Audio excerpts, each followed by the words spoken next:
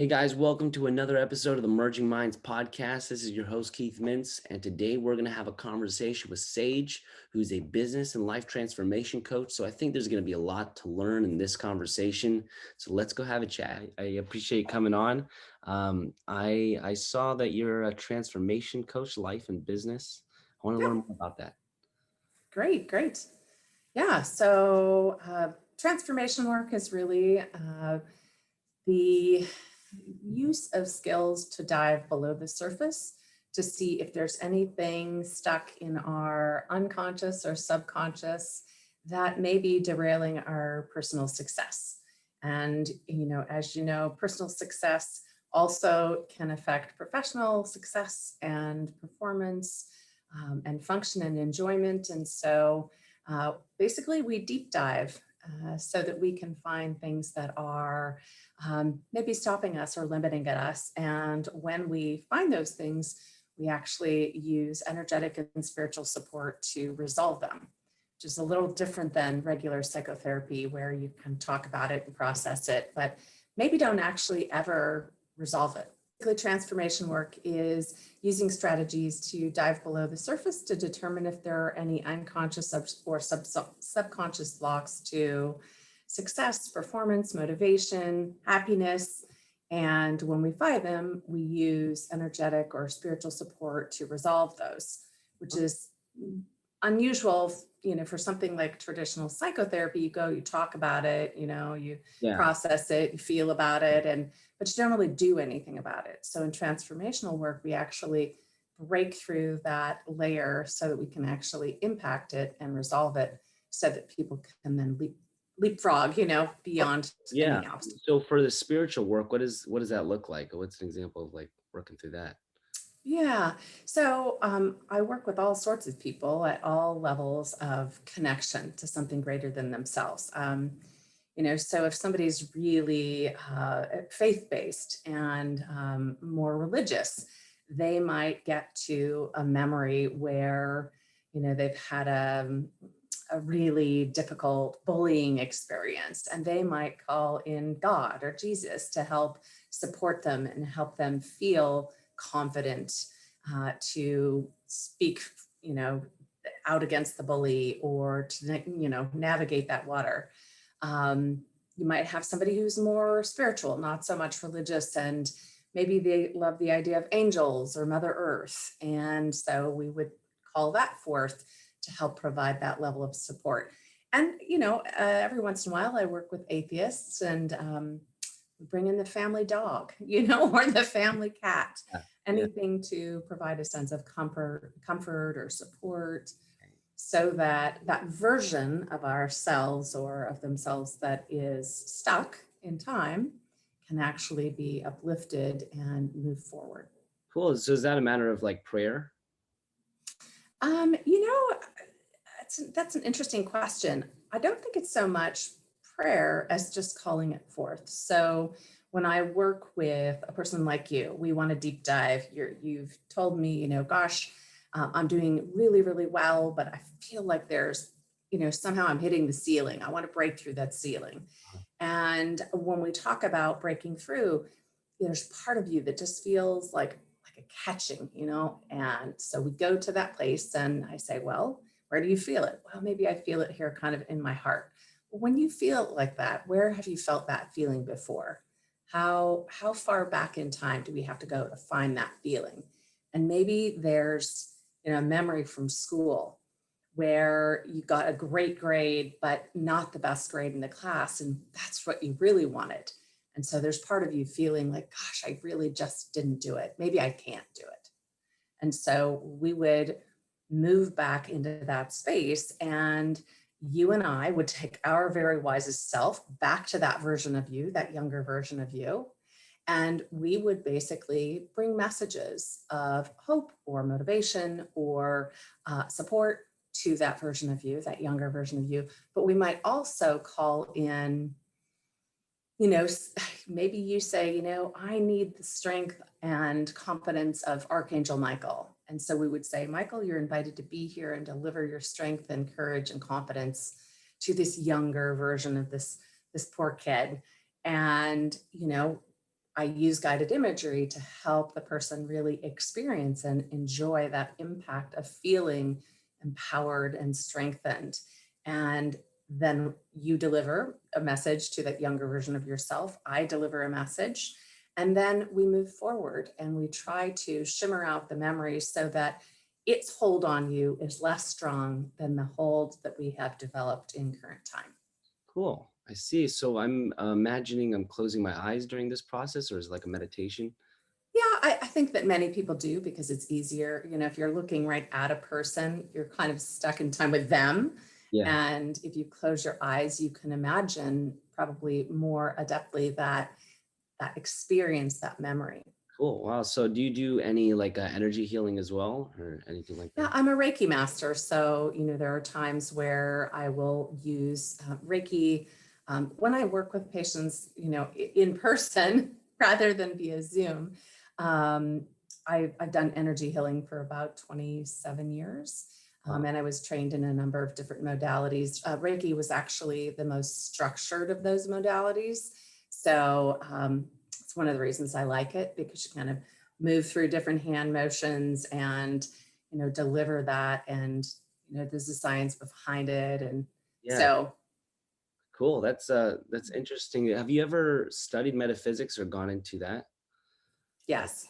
Yeah, because I go to I'm certified in metaphysics. I study at this school, Spiritual Arts Institutes here in Encinitas, Mhm. and it talks a lot about the same, very similar stuff, and we also Yeah, like the energy healing and all that. So that's really. absolutely. So how'd you get into all this, and where'd you start? Well, I guess I came by it naturally. I was born clairvoyant. It's nothing I ever asked for. I think most people, who have that experience, kind of they have to wind around between, is it a gift? Is it a curse? Is it a skill? It's just something I was born with. My brother's telekinetic. My mom is clairsentient. I guess it just must be, run in families or something like that. So, I think, for me, there were probably benefits to it right away. Um, but there were also, big drawbacks. It definitely made me a more unusual kid. It definitely meant that it was harder for me to connect and fit in with kids who weren't like me. Um, I think over time, it probably did cause me to isolate more, um, because I was really experiencing the world in such a different way than other people were. And I think at the end of the day, it probably led me to be more visible to predators and perpetrators. And unfortunately, that's a big part of my story, that I experienced some significant trauma in my youth. And as a result, I ended up with some strange experiences, in which I have flatlined now 8 times. Um, the first time I was clinically dead for 22 minutes. And when I had that experience, I met my version of God. That's kind of as simple as I can make it. Yeah. And I really gained such a deep connection and relationship through that experience, that it really helped me find a level of resilience I didn't even know existed within me. And, I think that probably coupled with being clairvoyant, having that experience, finding that resilience inside, it really made me a warrior. And it made me, over time, a wise warrior as I studied, as I, really dug into my own personal development. And that's actually what helped me develop the kinds of skills that I use with my own clients. So everything I do is intuitively driven. I would be, I think, be ridiculous for me not to use that gift. Yeah. Um, but I'm also drawn, I'm drawn to warriors. I'm drawn to people who are, I would describe, the set of us as come hell or high water people. We're Yeah. pull ourselves up by the bootstraps. We're going to get it done no matter what. And a lot of what I teach leaders to do is to to actually discard some of the compartments and discard the armor and discard the mask in order to actually be more authentic. So it's something that I had to learn to do. When you go through a lot of trauma, you learn to sort of, wear that armor and try to ensure that you won't be hurt again. And that's a great skill, but it also disconnects you from other people. It kind of disconnects you at the heart chakra. And Yeah. so learning to sort of unpack that all through that process of deep diving is a great way to not only connect better to yourself, your body, your spirit, your emotion, but also connect to something greater than yourself. And eventually, of course, all of those things lead to better connections with people. Cool. So, Yeah, that's so yeah. when you say clairvoyant, what exactly do you see? Do you see auras and color and Do you know, I have trained for so long trying to see an aura, and for the life of me, that is not my superpower. yeah, yeah, Every once in a blue moon, I might see a little shimmer around something, but no, yeah, no, I'm much more like the Sixth Sense kid. I see dead people, and I always have, and I see the disembodied, and I feel very lucky that when I see dead people, I see them at their most pristine. So they don't look gory to me, or, if I am working to help somebody transition, um, I might begin to see a younger, more beautiful or handsome version of them. And sometimes it can be a little disorienting because I do help people transition from this lifetime. It's not a big part of my job, but it's one that I value and one that I know serves others. And yeah, I can think of plenty of times where I've been working, using Reiki, talking and trying to bring comfort to the person who's trying to pass. And then, here's this other more, transparent or translucent person. And I'm thinking, okay, is this a relative that's come to help, pass this person over? And more often than not, it's that person. They're letting go and they're stepping into the most extraordinary version of themselves. wow. And while other people might see them sort of in the gory grisly, I tend to see them at their most kind of perfect state, which makes it much easier to do. Yeah. So when you're using that ability, I mean, how is that you're using that in your sessions and your work to help with the person?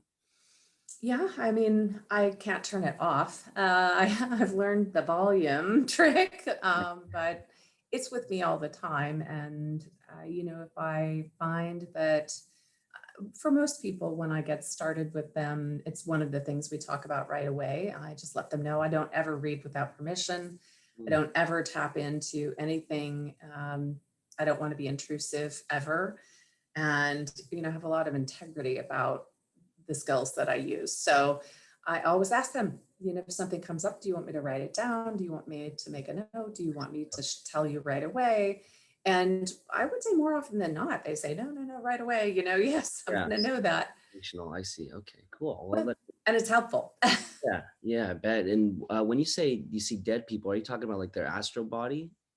Are you kind of seeing that are lingering and or, um, that's a great question. I mean, when I'm helping people transition, I'm seeing probably who they are, in their spirit form.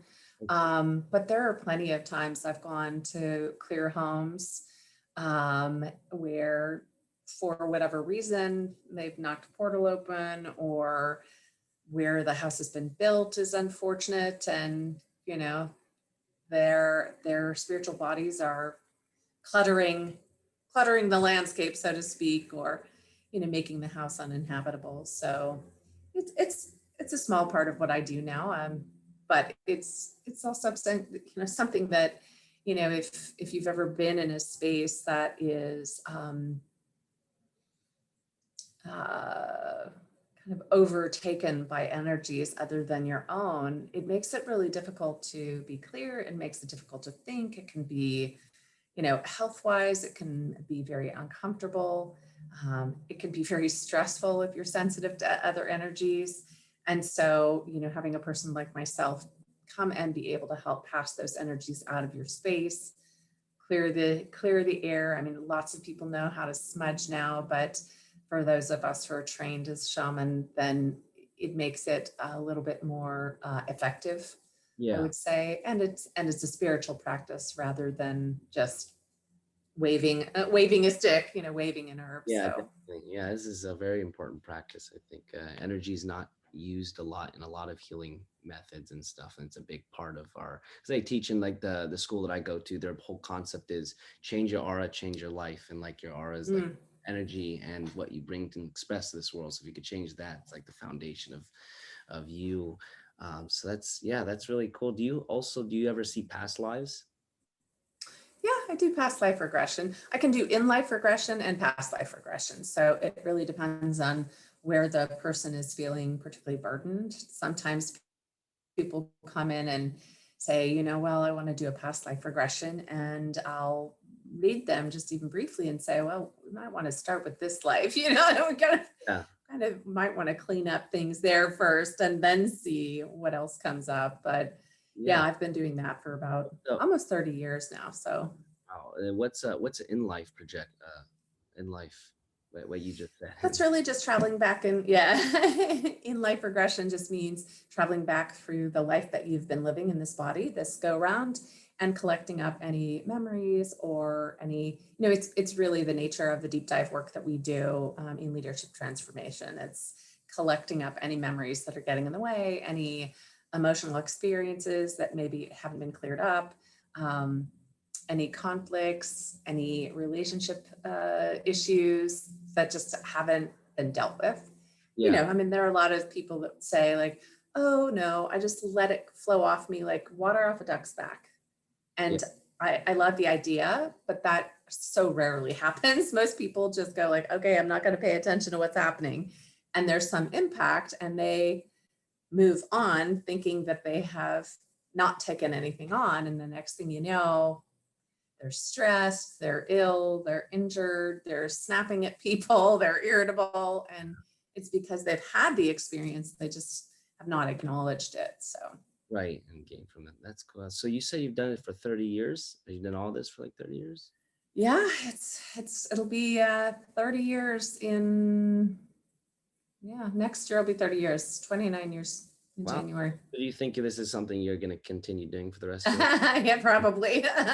Yeah. life? I'm It Yeah. seems to have been a good niche for Have me. you ever thought So, about like teaching your practice to others? yeah, I have a membership site where I have a self-study course, and then I run the group leadership transformation program, which is where we bring leaders and entrepreneurs together 10 at a time, so that when they deep dive together, they're not only getting the support from one another and that intimacy from one another, but they're also getting vicarious learning. So one person has a breakthrough, and the next thing you know, you got 2 or 3 other people going, oh, that happened to me too. Oh my God, and then all of a sudden, everybody's having breakthroughs at the same time. And it's That's just a really powerful experience. And it's one that leaders tend not to have organically. They tend to be more solitary. And especially, I think, with like CEOs, COOs, CFOs, they tend to kind of, be at the top of the heap, and they don't have as much connection. And what we've found is when they can have these experiences together, they're able to be much more authentic, and they begin to see the value of being more connected to their teams, to their families. yeah. And they tend to just be, their performance goes through the roof. They tend to be more, happier at work, more productive, certainly happier in their relationships. So Cool. yeah, it's What fun. made you start focusing like on leaders and kind of like focus on that niche, that area? Yeah, it was actually kind of a simple thing. I worked in trauma for 25 years, and about 7 or 8 years ago, I had a health crisis that really caused me to think about, time as being more finite rather than infinite. And I started to think I really want to have a more one-to-many kind of impact. I want to leave legacy. And while I have written 5 books and I've taught hundreds of courses, and I still just felt this urge to move beyond kind of the small spot where I was sitting, and decided that perhaps by working with leadership, I could do one-to-one work, but it would have a one-to-many impact.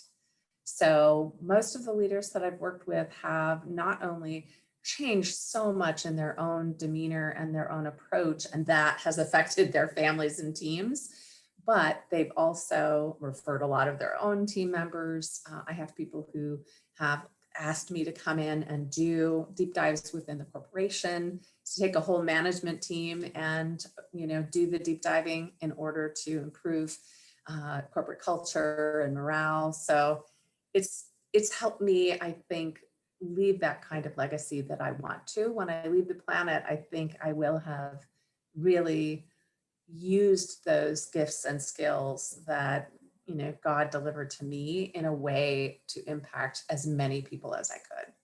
That's amazing. Yeah, that makes a lot of sense. So what's usually the reason that a client or a leader or a person would come to you? Is it usually distressed or Um, trying? all sorts of different reasons. I will tell you that many leaders will come because they want to improve their bottom line, or they want to communicate more effectively, or they've got like personnel issues. I laugh because when they come, usually it's a cover story. They usually are having relationship issues, and it's impacting everything.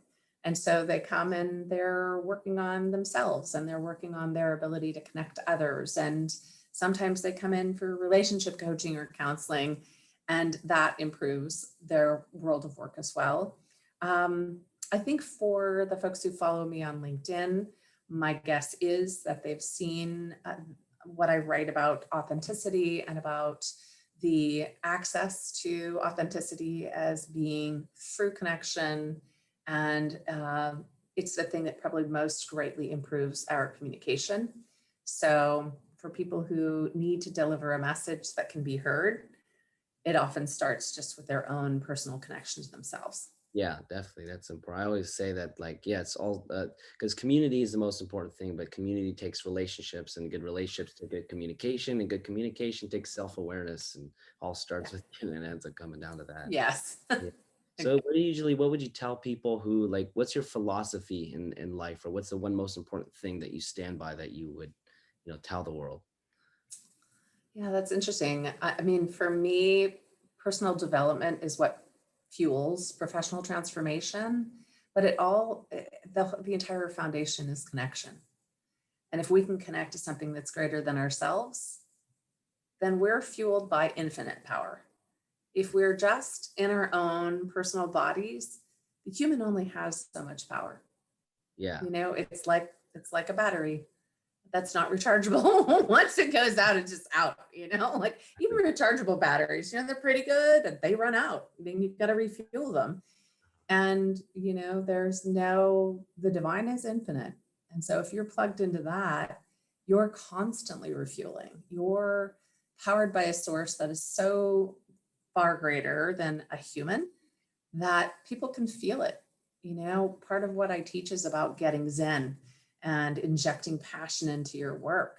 And if I work with a leader who is willing to connect to something greater than themselves, those are the people who walk into their communities and into their teams and into their families, and everybody lights up, and everybody is just waiting for the message they're delivering, and they hang on every word, and all they want to do is serve, and all they want to do is connect. You can feel that passion just exuding off them. And though it's because people can feel it. They can feel that source energy, that divine energy is just coming through them, and it's magnetic. Oh yeah, I love that one and that philosophy, because it's definitely so true. Obviously, the physical body and everything physical seems to age, and has a beginning, has an end, but time and energy is eternal. So if we could connect to that, then you have infinite energy. That's Yes. amazing. Yeah. So where can people find you? So I do have an office. I haven't I haven't been there in a while now. It's been, gosh, 9 months. But they can find me on sagebreslin.com. Uh, that's my new website. They can find ways to connect with me and work with me and consult with me. And as I said, I've got 5 books on the market via Amazon. If anybody wants to look at a variety of things that I write about, I also have continuing education courses that I write for psychologists and clinicians of all kinds through Zor Institute. But most of that information is just Cool. available at sagebreslin.com. That's awesome. I also wanted to ask you that beautiful piece of jewelry in your like third eye. Ah, What is that? it's called a bindi. Okay, cool. So my Indian friends say that I'm a bindi fashionista. So like a traditional bindi might just be a small smudge of paint or makeup or powder.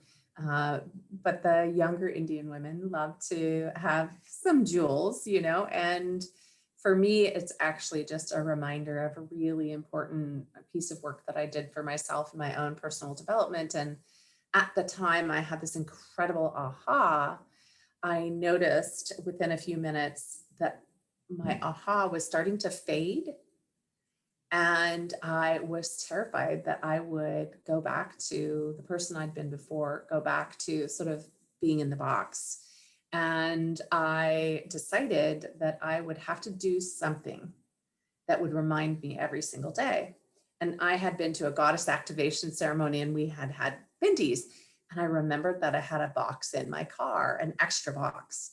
And so I figured every morning I would put one on and every evening I would take it off. And each time I would be reminded of that work that was so important to me.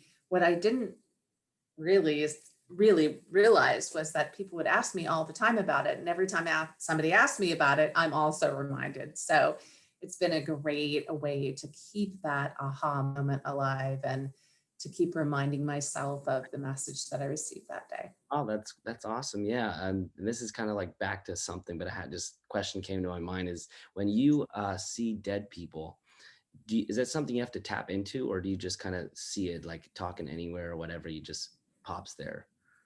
Yeah, I have I've only seen it once, but the Long Island medium, she's constantly going up to people in public places and asking them questions and identifying that she's communicating with their dead relatives or whatever. So I don't do that. If I can help it, I will say, like God, unless it's important in that moment for that person. If I don't know somebody like, and you're giving me information, let's make sure it's really, really important to do so.